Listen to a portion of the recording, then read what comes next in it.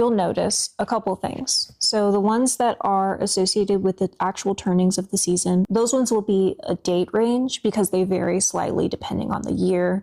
This is a more scientifically based one and observable fact, right?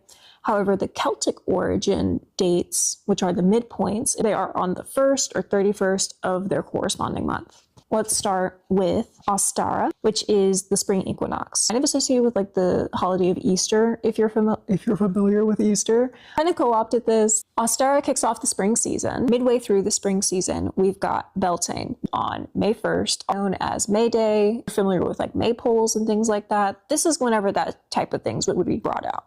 Then we've got Litha, is the summer solstice. This holiday is associated with abundance, strength, vitality. This is a really good day to pick herbs for using in your practice because they've been thought that, the sun being at its peak has bestowed the most energy that it can into your herbs at this time, and everything is just full vitality, and especially healing herbs.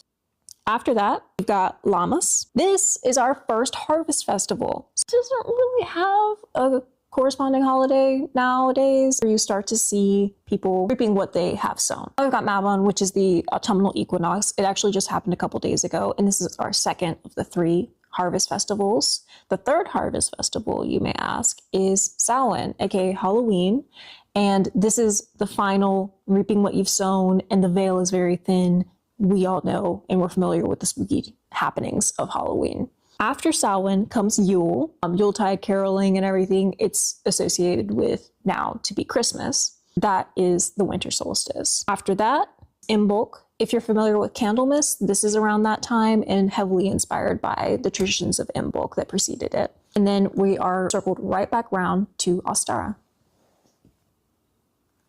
Great, my lights. Great. So this is the wheel of the year. And now that you know when the holidays are, now we can start to think about what they are, how to celebrate, and what it can represent and what it can do for you to even acknowledge these holidays in your life. So